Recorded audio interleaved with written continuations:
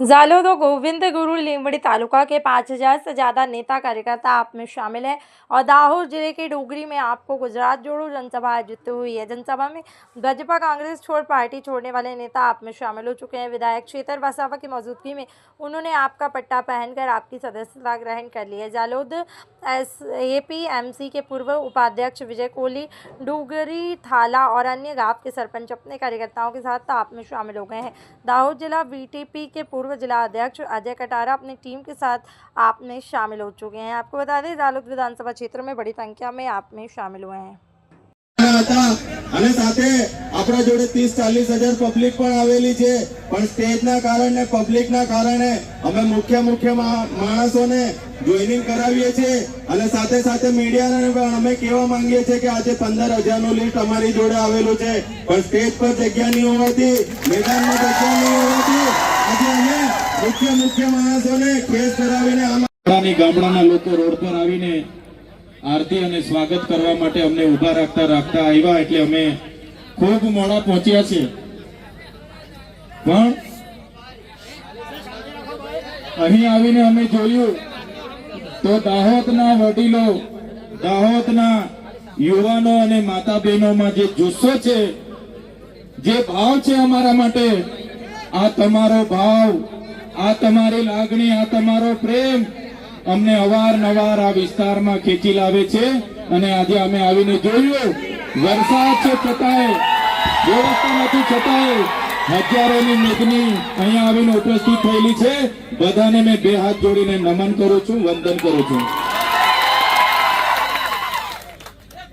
દાહોદની પ્રજા એટલે આખા રાજ્યમાં, આખા દેશમાં દાહોદનું નામ આવે એટલે જે इमारतों छे, ये चाहे विधानसभा इमारत होय, ये चाहे सचिवालय इमारत होय, ये चाहे हाईकोर्ट इमारत होय, जे पण इमारतों, जे पण भवनों, जे पण आवासों, जे पण आजे विकासना नामे गुजरातमां बन्या छे, एना पायामां दाहोदना लोकोनो परसेवो छे અને એ દાહોદના લોકોને મારે સંબોધન કરવાનું છે।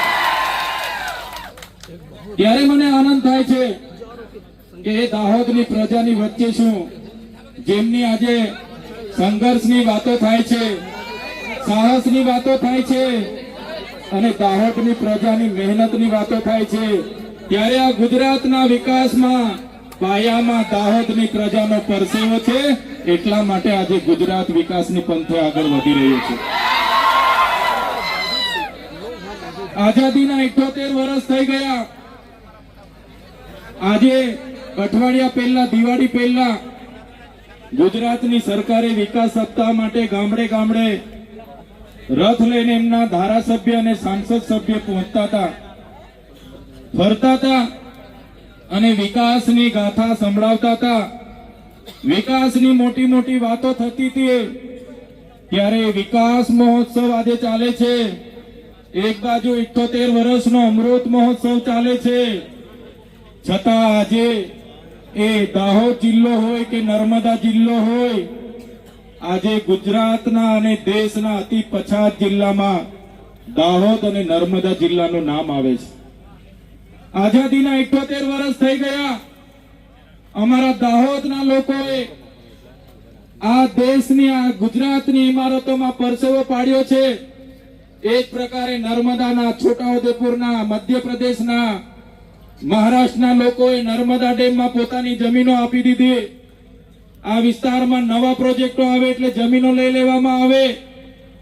કોરિડોરના નામે, સ્ટેચ્યુના નામે, GMDCના નામે, GIDCના નામે, વિકાસના નામે જ્યારે પણ આ વિસ્તારમાં પ્રોજેક્ટો આવે છે, ત્યારે મારા આદિવાસી ખેડૂતોની જમીનો सहमति वगर ले लेवामां आवे छे।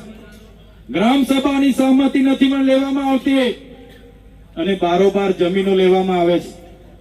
त्यारे आजे आखा देशमां 40 लाख थी पण वधारे आदिवासीओ विस्थापित थया छे। आजे एमना माटे दाहोद आटलो मोटो जिल्लो होय, देशना विकासमां दाहोदे आटલું મોટું યોગદાન આપ્યું છે, છતાં હમણાં દિવાળી પતી જશે એટલે મારા દાહોદના ભાઈઓ અને બહેનો માથા પર પોટલા અને હાથમાં છોકરા લઈને મજૂરીએ જતા જોઈએ છે. અમે ગાંધીનગરમાં મળે છે, સુરતમાં મળે છે, ભરૂચમાં મળે છે, અમને અંકલેશ્વરમાં મળે છે, વડોદરામાં મળે છે. અમે પૂછીએ બેન તમે કાના છો તો કે ભાઈ અમે તો દાહોદથી છે.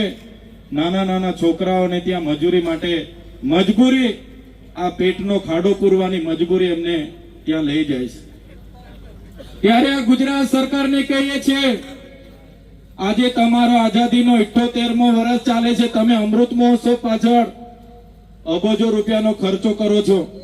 હમણાં વિકાસ સપ્તાહના નામે તમે આ વિસ્તારોમાં રથ ફેરવતા હતા, એમાં કરોડો રૂપિયાના ખર્ચાઓ કર્યા છે. મનરેગા યોજનામાં દરેક બિનકુશળ શ્રમિકને 100 દિવસ રોજગારી આપવાની વાત હતી. આજે અમારા આદિવાસી વિસ્તારોમાં રોજગારી ન હોવાથી અમારી બેન દીકરીઓ જ્યારે શહેરોમાં જાય છે ત્યાં અમારી બેન દીકરીઓનું શોષણ થાય છે, અન્યાય થાય છે, બળાત્કારો થાય છે. આ મજબૂરી, આ પરિસ્થિતિ પેદા કરનારી આ ભારતીય જનતા પાર્ટીની સરકાર છે. એમને આવનારા દિવસોમાં ઉખાડીને ફેંકી દઈશું. મનરેગામાં કૌભાંડો થયા. અમારા લોકો એક બાજુ રોજગારી માંગે, અમને રોજગારી આપો, રોજગારી આપો, અને આપણા મંત્રીઓના છોકરાઓ રોજગારીના પૈસા પોતાના એજન્સીના ખાતામાં કરોડો રૂપિયા ફેરવી લીધા.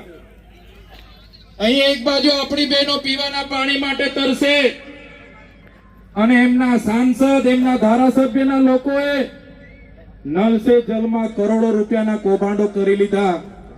અહીંયા દાહોદમાં આપણા મૂળ માલિકોની જે જમીનો હતી એ જમીનો ખોટા દસ્તાવેજો ઉભા કરીને કેટલાક અધિકારીઓ અને નેતાઓએ બારોબાર વેચી દીધી.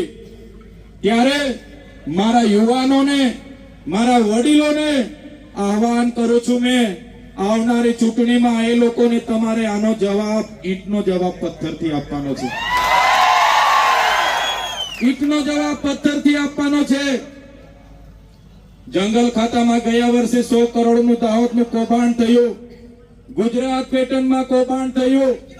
આદિ આદર્શ ગ્રામમાં 100 કરોડ રૂપિયા દાહોદમાં આવ્યા, એનું કૌભાંડ થયું.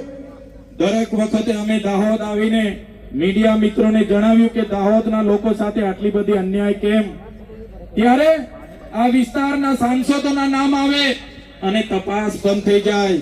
આ વિસ્તારના ધારાસભ્યોના નામ આવે અને તપાસ બંધ થઈ જાય. આ વિસ્તારના મંત્રીઓના નામ આવે અને તપાસ બંધ થઈ જાય.